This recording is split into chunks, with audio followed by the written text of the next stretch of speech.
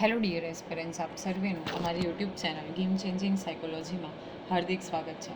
આજના વિડીયોમાં આપણે પ્રોબેશન ઓફિસર, ચીફ ઓફિસર તેમજ અન્ય કેટલીક સરકારી પરીક્ષાઓ માટે સમાજશાસ્ત્ર એટલે કે સોશિયોલોજી સબ્જેક્ટ વિષય અગત્યનો છે અને આપ સૌ જાણો છો એ પ્રમાણે પ્રોબેશન ઓફિસરના સિલેબસ અકોર્ડિંગલી આ સબ્જેક્ટમાંથી 33 માર્ક્સ જેટલું વેટેજ જે છે એ આપવામાં આવ્યું છે અને એ અંતર્ગત આપણે સમાજશાસ્ત્રીય સંશોધન પદ્ધતિઓ એ ચેપ્ટરની ચર્ચા કરી રહ્યા છે.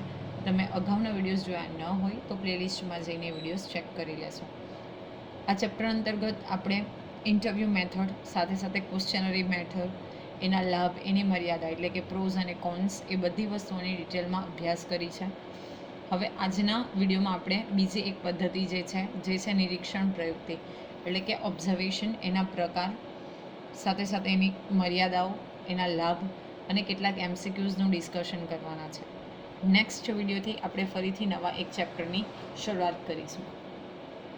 તો સૌપ્રથમ આપણે જોઈએ નિરીક્ષણ પ્રયુક્તિ. તો માહિતી એકત્ર કરવાની વિવિધ પ્રયુક્તિઓ પૈકીની એક પ્રયુક્તિ એ નિરીક્ષણ પ્રયુક્તિ છે. આપણે અગાઉ જોયું હતું ક્વેશ્ચનરી મેથડ, ઇન્ટરવ્યૂ મેથડ, રાઈટ. તો જે આપણે માહિતી એકત્રિત કરવાની વાત કરીએ છીએ, ઓકે, રિસર્ચના ભાગરૂપે, તો એ પૈકીની એક જો પ્રયુક્તિ હોય તો એ છે નિરીક્ષણ પ્રયુક્તિ. ઓકે, એટલે બેઝિકલી ઓબ્ઝર્વેશન મેથડ જે છે એ પણ અગત્યની છે. જ્ઞાનેન્દ્રિયોની મદદથી પ્રત્યક્ષ અનુભવ કરીને માહિતી એકત્ર કરવામાં આવે તો તેને નિરીક્ષણ કહેવાય. ઓકે, જે આપણે અલગ અલગ જ્ઞાનેન્દ્રિયો છે તો એને આધારે એનાથી પ્રત્યક્ષ અનુભવ કરીને એટલે કે ફેસ ટુ ફેસ એ વસ્તુનો આપણે અનુભવ કરીએ, ઓકે, જે આપણો ક્રાઇટેરિયા છે, અને એને આધારે જો કોઈ આપણે માહિતી એકત્રિત કરીએ તો એને આપણે નિરીક્ષણ તરીકે ઓળખીએ છીએ. નિરીક્ષણ વૈજ્ઞાનિક બને ત્યારે બને જ્યારે નિરીક્ષણ ચોકસાઈપૂર્વક આયોજિત અને સંશોધન હેતુને પૂર્ણ કરવામાં મદદ થતું હોય. હવે આપણે જો આ નિરીક્ષણની વાત કરીએ તો એ ક્યારે વૈજ્ઞાનિક ઢબે થયેલું ગણાય? તો જ્યારે એ ચોકસાઈપૂર્વક એટલે ખૂબ જ એક્યુરેસીથી કરવામાં આવે, આયોજિત એટલે કે પ્લાન્ડ હોય અને ચોક્કસ હેતુને પૂર્ણ કરવા માટે હેલ્પફુલ થતું હોય તો ત્યારે આપણે એવું કહી શકીએ કે જે નિરીક્ષણ છે એ વૈજ્ઞાનિક બને છે, એટલે કે સાયન્ટિફિકલી આપણે નિરીક્ષણ કર્યું છે એવું આપણે કહી શકીએ. અહીંયા ખૂબ અગત્યનું છે કે વૈજ્ઞાનિક બને તો એમાં એક કીવર્ડ છે કે સંશોધનના હેતુને પૂર્ણ કરવામાં મદદરૂપ થતું હોય. આપણે જે વિષય ઉપર સંશોધન કરવા માંગીએ છીએ તો એનો ચોક્કસ હેતુ હોય. હવે હેતુને જો સ્પષ્ટ કરે, ઓકે, હેતુને ફૂલફિલ કરવા માટે ઉપયોગી બને તો આપણે એને સાયન્ટિફિક ઢબે યોગ્ય જે નિરીક્ષણ છે એવું નિરીક્ષણ કર્યું છે એવું કહી શકાય. આમ સંશોધનના હેતુ કે ઉદ્દેશ્યોને લક્ષમાં રાખીને જ્ઞાનેન્દ્રિયોની મદદથી માહિતી પ્રાપ્ત કરવાની પ્રક્રિયા એટલે કે નિરીક્ષણ. તો આ ડેફિનેશન જે છે એ અગત્યની છે કે નિરીક્ષણ, ઓબ્ઝર્વેશન એટલે શું? તો જે જ્ઞાનેન્દ્રિયો છે તો એને આધારે આપણો જે ઉદ્દેશ્ય છે એને લક્ષ્યમાં રાખીને જ્યારે આપણે માહિતી મેળવવાની પ્રક્રિયા કરીએ તો એને આપણે નિરીક્ષણ તરીકે ઓળખીએ છીએ, રાઈટ. તો આ ડેફિનેશન જે છે એ ધ્યાનમાં રાખવાની છે. પોલિન યંગના મતે નિરીક્ષણ એ વસ્તુ, વ્યક્તિ કે પરિસ્થિતિ વિશે માહિતી મેળવવાની પ્રક્રિયા છે. ઓકે, તો પોલિન યંગે કીધું છે કે નિરીક્ષણ એટલે શું? તો કોઈ વસ્તુ, કોઈ વ્યક્તિ કે કોઈ પરિસ્થિતિ વિશે માહિતી મેળવવાની ક્રિયા, અને આપણે શું કહી શકીએ? નિરીક્ષણ તરીકે ઓળખી શકીએ. અર્થાત જે પરિસ્થિતિ કે ઘટનાનો અભ્યાસ કરવાનો હોય, એ ઘટના બનતી હોય ત્યારે જ ઘટના સ્થળે એ ઘટનાને જ્ઞાનેન્દ્રિયો દ્વારા જોઈ તેને લગતી માહિતી મેળવવી, તેને નિરીક્ષણ કહેવાય છે.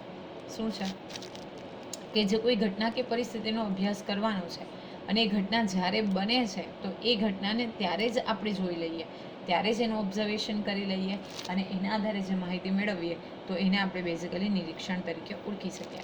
હવે નિરીક્ષણના મુખ્ય પ્રકાર તરફ નજર કરીએ તો બે પ્રકારો છે. એક છે સહભાગી નિરીક્ષણ અને બીજું છે અસહભાગી નિરીક્ષણ. ઓકે, તો સૌપ્રથમ છે સહભાગી નિરીક્ષણ. નિરીક્ષણ કરતાં પોતાના અભ્યાસ હેઠળના જૂથ જીવનમાં ભળી જઈને નિરીક્ષણ કરે તો તેને સહભાગી કોઈકમાં ભાગરૂપ થવું. તો પોતાનો જે અભ્યાસ છે એ જ કોઈક જૂથ ઉપર અભ્યાસ કરવાનો છે, એ જ જૂથમાં એ ઇન્ડલ્જ થઈ જાય, ઓકે, મિંગલ થઈ જાય, એની સાથે ભળી જાય અને પછી નિરીક્ષણ કરે તો એને આપણે સહભાગી નિરીક્ષણ કહેવાય. ફોર એક્ઝામ્પલ, કોઈક વ્યક્તિએ મધ્યમ ક્લાસનું ફેમિલી જે છે એટલે મિડલ ક્લાસ ફેમિલી છે તો એની ઉપર રિસર્ચ કરવું છે, તો એ મિડલ ક્લાસના લોકોને જોશે, ઓબ્ઝર્વ કરશે, એની લાઈફસ્ટાઈલ જીવવાનો પ્રયત્ન કરશે, તો બેઝિકલી એને આપણે સહભાગી નિરીક્ષણ તરીકે ઓળખીએ છીએ. સહભાગી નિરીક્ષણ શબ્દ સૌપ્રથમ લિન્ડમેને 1924માં પોતાના પુસ્તક સોશિયલ ડિસ્કવરીમાં પ્રયોજ્યો હતો. ઓકે, તો અગત્યનું છે કે સૌપ્રથમ આ નિરીક્ષણ શબ્દ જે છે, સહભાગી નિરીક્ષણ શબ્દ એ કોણે પ્રયોજ્યો હતો, એટલે કે કોણે એનો યુઝ કર્યો હતો ફર્સ્ટ ટાઈમ, તો તમારે યાદ રાખવાનું છે કે લિન્ડમેન નામના જે વિદ્વાન છે એમણે, અને એમનું પુસ્તક સોશિયલ ડિસ્કવરીમાં કરેલો છે. જ્યારે માનવશાસ્ત્રી મેલિનોવસ્કી સહભાગી નિરીક્ષણના પ્રણેતા છે. બંને અલગ અલગ છે. ઓકે, કોન્સેપ્ટ આપ્યો છે તો મેલિનોવસ્કીએ, જેના પ્રણેતા છે. ઓકે, અને સૌપ્રથમ ઉપયોગ કરેલો હતો તો આવશે લિન્ડમેનનું પુસ્તક સોશિયલ ડિસ્કવરી. સહભાગી નિરીક્ષણમાં નિરીક્ષણકર્તાએ પોતાનો ઉદ્દેશ કે ઓળખ છુપાવીને અભ્યાસ ક્ષેત્રના જૂથમાં ભળી જઈ તે જૂથના સભ્ય બની તે જૂથની અન્ય વ્યક્તિઓની વાસ્તવિક ગતિવિધિનું નિરીક્ષણ કરવાનું હોય છે. હવે જે તે ગ્રુપમાં આપણે મિંગલ થવાની વાત કરીએ છીએ, પરંતુ એમાં આઈડેન્ટિટી શું રાખવાની છે, છુપી રાખવાની છે. એટલે કે આઈડેન્ટિટી કોઈને ખબર પડવી જોઈએ નહીં, પરંતુ એ જૂથનો સભ્ય બની અને ઓબ્ઝર્વેશન કરવાનું છે, તો એને આપણે નિરીક્ષણ તરીકે ઓળખીએ છીએ. સહભાગી નિરીક્ષણ પ્રયુક્તિની મદદથી નિરીક્ષણ કરતા જૂથના સભ્ય તરીકે જૂથના અન્ય સભ્યોના સ્વાભાવિક વર્તનનું નિરીક્ષણ કરી તેમના વિશે ઊંડાણપૂર્વકની માહિતી મેળવે છે. તો અગત્યનું છે કે જૂથના મેમ્બર બની જશે અને ટ્રાય કરશે કે જૂથની મેક્સિમમ જે ઇન્ફોર્મેશન છે એને કલેક્ટ કરી શકાય. વળી આ પ્રયુક્તિની મદદથી વિસ્તૃત માહિતી મેળવી શકાય છે અને તેની સત્યતાને પણ ચકાસી શકાય છે, અને જે સંશોધનને વિશ્વસનીય બનાવે છે. હવે જે સંશોધક છે એ જ પોતે ગ્રુપના મેમ્બર બનીને રહેશે, સો ઓફકોર્સ એની જે વિશ્વસનીયતા છે તો એ વધી જશે. ઓકે, અને સત્યતાને પણ આપણે ચકાસી શકીશું, કારણ કે એઝ અ રિસર્ચર આપણે પોતે જ રિસર્ચર છીએ અને આપણે પોતે જ એ ગ્રુપના મેમ્બર બની અને માહિતી કલેક્ટ કરવાની કોશિશ કરીએ છીએ. મેલિનોવસ્કીએ કરેલા ઓસ્ટ્રેલિયાના ટોબ્રિયાડ ટાપુઓના આદિવાસીઓનો અભ્યાસ આ બેઝિકલી એનું ઉદાહરણ છે. અગાઉ પણ આપણે જોયું હતું, અગાઉના વિડીયોઝ તમે પ્લેલિસ્ટમાં જઈને ચેક કરી શકો. તો મેલિનોવસ્કી વિશે આપણે ડિટેલમાં અભ્યાસ કર્યો છે. તો એમણે ઓસ્ટ્રિયાના ટોબ્રિયાડ ટાપુ ઉપર જઈ અને ત્યાંની જે આદિવાસી કમ્યુનિટી છે તો એમના વિશે અભ્યાસ કર્યો હતો. સહભાગી નિરીક્ષણની આ ઉપયોગિતા હોવા છતાં કેટલીક મર્યાદાઓ પણ છે. નિરીક્ષણ જૂથના સભ્યોને નિરીક્ષણકર્તાના હેતુ કે તેની ઓળખની જાણ થઈ જાય તો જૂથના સભ્યોનું વર્તન કૃત્રિમ બની જાય છે. એટલે કે એ લોકો પ્રિટેન્ડ કરે છે, દેખાવો કરે છે. હવે આપણે જોયું કે આપણે જૂથમાં અનનોન પર્સન રહીને માહિતી કલેક્ટ કરીએ છીએ, પણ માનો કે શક થઈ જાય કોઈને, અથવા તો કોઈકને ઓળખની આઈડેન્ટિટી ખબર પડી જાય, તો શું કરશે, એનું જે વર્તન છે ગ્રુપના મેમ્બર્સનું એ બદલાઈ જશે. આર્ટિફિશિયલ જે છે એ બિહેવિયર કરશે. એટલે કે ઓરિજિનલ જે બિહેવિયરને આધારે તમે માહિતી મેળવવા માંગો છો એ માહિતી મળી શકશે નહીં. વળી એક સંશોધકે નિરીક્ષણ દ્વારા મેળવેલ માહિતીને અન્ય સંશોધક દ્વારા ચકાસવી મુશ્કેલ બને છે. તો ક્યારેક સંશોધકે જોઈતી માહિતી મેળવવા લાંબા સમય સુધી પ્રતીક્ષા પણ કરવી પડે છે, જેથી સમયનો વ્યય થાય છે. ફોર એક્ઝામ્પલ, કે કોઈ એક સંશોધન માહિતી મેળવે છે તો એ અન્ય સંશોધક દ્વારા એને ચેક કરવું જે છે એ મુશ્કેલ બની જાય છે. પ્લસ ઘણી વખત એવું બને કે આપણે ગ્રુપના મેમ્બર તો બની જઈએ, પરંતુ આપણને જે માહિતીની જરૂરત છે તો એના માટે આપણે લોંગ રન સુધી વેઇટ કરવી પડે, એટલે કે લાંબા સમય સુધી પ્રતીક્ષા કરવી પડે, અને એને કારણે શું થાય છે, સમયનો વ્યય થાય છે, સમયનો બગાડ થાય છે. જો નિરીક્ષણ કરતાં તટસ્થ રહીને માહિતી એકત્રિત ન કરી શકે તો આધારભૂત માહિતી મેળવી શકાતી નથી. હવે એ બાયસનેસ કરે કે કોઈ ફિલિંગ્સને આધારે માહિતી મેળવવાનો પ્રયત્ન કરે તો આપણને ચોક્કસ માહિતી જે છે એ મળી શકતી નથી. નેક્સ્ટ છે અસહભાગી નિરીક્ષણ. તો જે સંશોધનમાં અભ્યાસ હેઠળના જૂથથી સંશોધક પોતાની જાતે અલિપ્ત રાખે, એટલે કે દૂર રાખીને સંશોધન પ્રશ્ન સંદર્ભે માહિતી મેળવવા નિરીક્ષણ કરે તો તેને અસહભાગી નિરીક્ષણ તરીકે ઓળખવામાં આવે છે. શું કરશે, જે જૂથ વિશે એને માહિતીની જરૂર છે એ જૂથથી પોતાને અલિપ્ત રાખશે, પોતાને દૂર રાખશે, પોતાનાથી એકદમ અલગ રહેશે, અને પછી માહિતી મેળવવા માટે નિરીક્ષણ કરે તો તેને અસહભાગી નિરીક્ષણ તરીકે આપણે ઓળખીએ છીએ. બીજા શબ્દમાં એમ કહી શકાય કે સંશોધક અભ્યાસ હેઠળના જૂથમાં નિષ્ક્રિય રહી એક પ્રેક્ષકની જેમ નિરીક્ષણ કરે તો ત્યારે એને અસહભાગી નિરીક્ષણ કહેવાય. શું છે, એક સ્પેક્ટેટર બનીને એ શું કરશે, નિષ્ક્રિય રહેશે, એટલે કે એનો રોલ જે છે કોઈ પણ પ્રકારનો હશે નહીં, પેસિવ રોલ હશે, રાઈટ. અને પછી એક પ્રેક્ષકની જેમ નિરીક્ષણ કરે તો ત્યારે આપણે એને અસહભાગી નિરીક્ષણ તરીકે ઓળખી શકીએ. અસહભાગી નિરીક્ષણમાં સંશોધક એક બહારની વ્યક્તિ તરીકે નિરીક્ષણ કરે છે. ઓકે, ત્રીજી જ વ્યક્તિ બહારની વ્યક્તિ તરીકે પોતે ઓબ્ઝર્વેશન કરશે. કારખાના, હડતાલ, ધાર્મિક ઉત્સવો કે વિધિઓ, શાળામાં વિદ્યાર્થીઓ અને શિક્ષક વચ્ચેના સંબંધો વગેરે જેવી અનેક પરિસ્થિતિના અભ્યાસમાં અસહભાગી નિરીક્ષણનો ઉપયોગ થાય છે. ઓકે, તો કારખાના છે, હડતાલ છે, ધાર્મિક કોઈ ઉત્સવો હોય, કોઈ વિધિઓ હોય, શાળાના શિક્ષક વિદ્યાર્થીઓ વચ્ચેના રિલેશન જે છે, ઓકે, તો એ બધી માહિતીના અભ્યાસ માટે આપણે અસહભાગી નિરીક્ષણ પદ્ધતિનો ઉપયોગ કરીએ છીએ. હવે જે આપણે જોયું કે રૂબરૂ મુલાકાતની પદ્ધતિ, ક્વેશ્ચનરીની અને નિરીક્ષણ પદ્ધતિ, તો એ નિરીક્ષણકર્તાની ભૂમિકાને આધારે ઉદ્ભવેલી છે. સંશોધનમાં સંપૂર્ણ સહભાગી કે સંપૂર્ણ અસહભાગી નિરીક્ષણ કરવું મુશ્કેલ છે. આથી સંશોધન ક્ષેત્રે સહભાગી અને અસહભાગી નિરીક્ષણના સંયોજન રૂપે અર્ધ સહભાગી નિરીક્ષણ પ્રયુક્તિ વિકસી છે. ઓકે, જે આપણે બંનેમાં જોઈ ઉણપ એટલે કે લેકિંગ, તો એને દૂર કરે છે. શું છે, ઘણી વખત સંપૂર્ણ સહભાગી પણ ન હોઈ શકે અને સંપૂર્ણ અસહભાગી પણ ન હોઈ શકે. 50-50 જેવો સિનારીઓ હોય તો ઇન દેટ કેસ આપણી પાસે અર્ધ સહભાગી નિરીક્ષણ પ્રયુક્તિ છે. ઓકે, નેક્સ્ટ છે વ્યક્તિગત તપાસ. તો સામાન્ય રીતે ગુણાત્મક અભ્યાસોમાં વિશિષ્ટ પ્રકારના અભ્યાસોની આવશ્યકતા રહે છે. વ્યક્તિ તપાસ પદ્ધતિ આવી જ એક પદ્ધતિ છે જેના દ્વારા કોઈ વ્યક્તિ, સંસ્થા કે સમુદાયનો અભ્યાસ થાય છે. શું છે વ્યક્તિગત? એટલે કે તમે વ્યક્તિની પર્સનલી જઈને આપણે ચેક કરશું. ઓકે, એમાં કોઈ વ્યક્તિ છે, કોઈ સંસ્થા છે, કોઈ સમુદાય છે, તો એનો સમાવેશ, એનો અભ્યાસ થાય છે. સમાજશાસ્ત્રમાં હર્બર્ટ સ્પેન્સરે સૌપ્રથમ વ્યક્તિ તપાસ પદ્ધતિનો ઉપયોગ કર્યો હતો. ખૂબ અગત્યનું છે. હર્બર્ટ સ્પેન્સર વિશે પણ આપણે ડિટેલમાં માહિતી મેળવી છે. તો સૌપ્રથમ વ્યક્તિગત તપાસ પદ્ધતિનો ઉપયોગ કોના દ્વારા કરવામાં આવ્યો હતો? તો હર્બર્ટ સ્પેન્સર દ્વારા કરવામાં આવ્યો હતો. સામાજિક સંશોધનમાં બે પ્રકારની માહિતી એકત્રિત કરવામાં આવે છે. એક છે સંખ્યાત્મક માહિતી અને બીજી છે ગુણાત્મક માહિતી. તો આ પણ અગત્યનું છે કે એક સંખ્યાત્મક માહિતી અને બીજી જે છે એ ગુણાત્મક માહિતી. ક્વોલિટેટિવ અને ક્વોન્ટિટેટિવ જે ઇન્ફોર્મેશન છે એ કલેક્ટ કરવામાં આવે છે. આ પૈકી ગુણાત્મક માહિતી એકત્ર કરવાની એક મહત્વની પદ્ધતિ એ વ્યક્તિ તપાસ છે. તો તમને પૂછાઈ શકે કે વ્યક્તિ તપાસ પદ્ધતિ એ કેવા પ્રકારની છે? તો એ ગુણાત્મક પ્રકારની છે.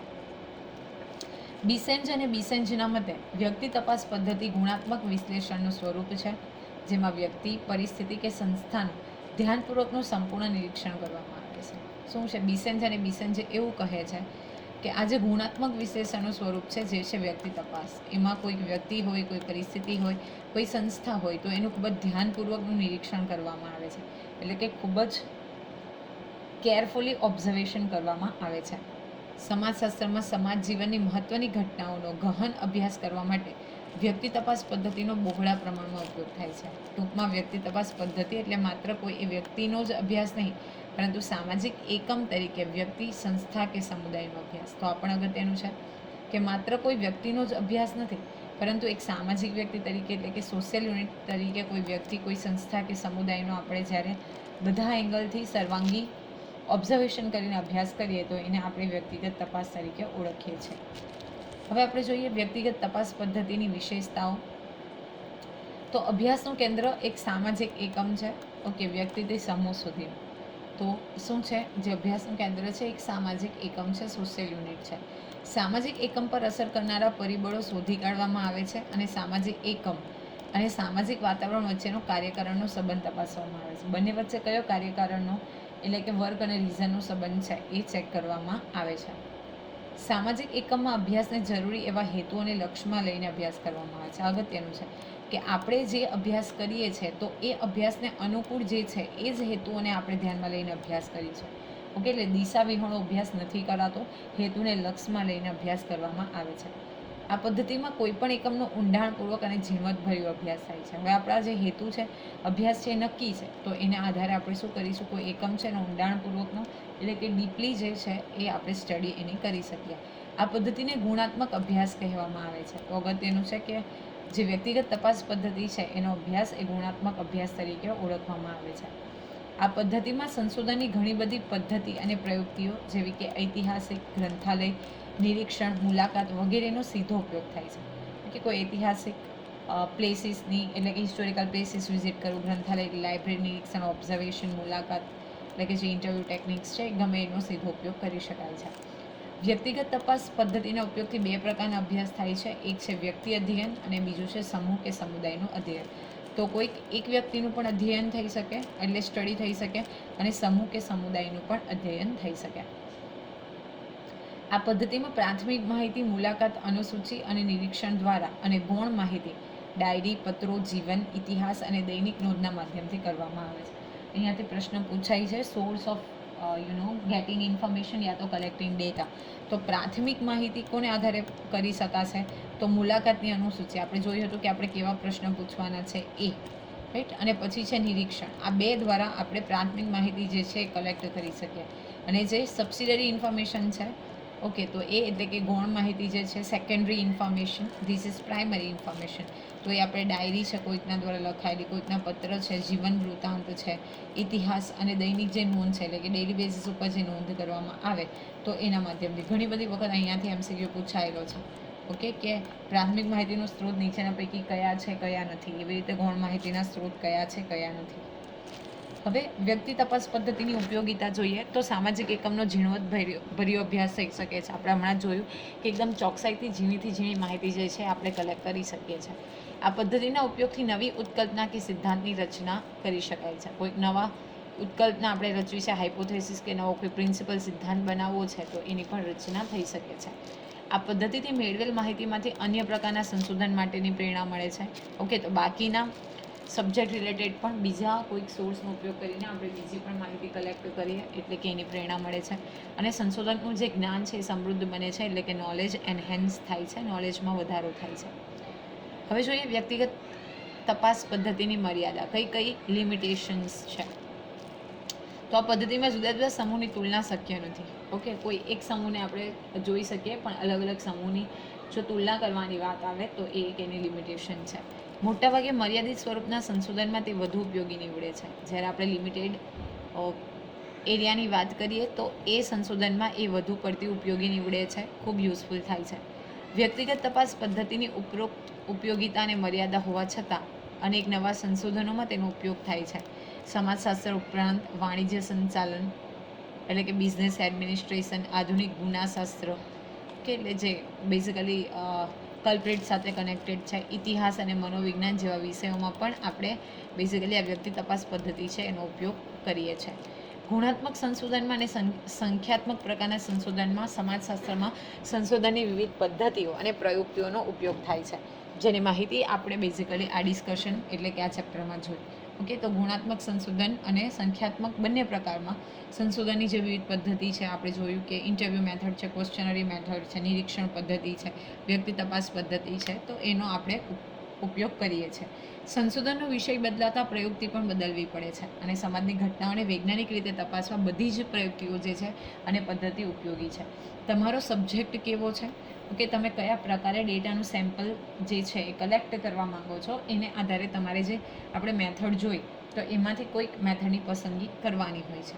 ઓકે, પણ જો સાયન્ટિફિકલી આપણે ચેક કરીએ વૈજ્ઞાનિક ઢબે તો બધી જ જે પ્રયુક્તિઓ છે એ અને પદ્ધતિઓ ખૂબ ઉપયોગી છે, રાઈટ. તો બેઝિકલી આપણે આજના ચેપ્ટરમાં વ્યક્તિગત તપાસ પદ્ધતિ સાથે સાથે નિરીક્ષણ પદ્ધતિ, નિરીક્ષણના પ્રકાર, સહભાગી અને અસહભાગી, સાથે સાથે આપણે વાત કરી વ્યક્તિગત તપાસ પદ્ધતિની, એની વિશેષતાની, એની મર્યાદાની, રાઈટ. હવે કેટલાક પ્રશ્ન તરફ નજર કરીએ તો સામાજિક હેતુના સંશોધનના હેતુ દર્શાવનાર વિદ્વાન કોણ છે?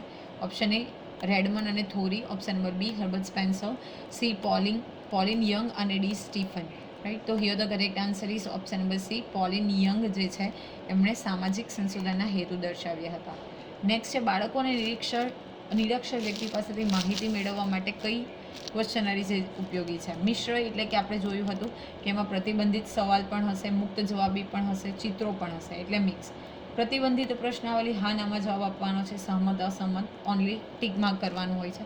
મુક્ત જવાબી એટલે ડિસ્ક્રિપ્ટિવ, તમે આન્સર આપી શકો. તો આ બધી વસ્તુ બાળકોને નિરીક્ષર વ્યક્તિઓ પાસે યોગ્ય નથી. તો here the correct answer is ચિત્રાત્મક પ્રશ્નાવલી. ઓકે, ચિત્ર જોઈને આપણે ક્વેશ્ચન પૂછે અને આન્સર કલેક્ટ કરવા એ અહીંયા ઉપયોગી છે. નેક્સ્ટ છે સહભાગી નિરીક્ષણ શબ્દ સૌપ્રથમ કોણે પ્રયોજ્યો? હમણાં જ મેં તમને કીધું હતું, Malinowski, Pauline Young, Goode and Hatt અને લિન્ડમેન. તો here the correct answer is Lindeman. તો સહભાગી નિરીક્ષણ આપણે બેઝિકલી જે શબ્દ છે એ લિન્ડમેન 1924માં પોતાના પુસ્તક સોશિયલ ડિસ્કવરીમાં પ્રયોજ્યો હતો. અને આપણે યાદ રાખવાનું છે કે માનવશાસ્ત્રી જો મેલિનોવસ્કી છે એ સહભાગી નિરીક્ષણના પ્રણેતા છે. તો પ્રણેતા પૂછે તો મેલિનોવસ્કી, પણ સૌપ્રથમ શબ્દનો પ્રયોગ કોણે કર્યો હતો? તો લિન્ડમેને કરેલો 1924માં તેમના પુસ્તક સોશિયલ ડિસ્કવરીમાં. તો આશા રાખું છું કે આ વિડીયોમાં તમને સમજ પડી હશે. વિડીયો પસંદ પડે તો વિડીયોને લાઇક કરી અને શેર કરવાનું ભૂલશો નહીં. અને આવા જ વધુ વિડીયોની અપડેટ્સ મેળવવા માટે તમે અમારી યુટ્યુબ ચેનલ ગેમ ચેન્જિંગ સાયકોલોજીને સબસ્ક્રાઈબ પણ કરી શકો છો. Okay, thank you for watching the video. Have a nice day.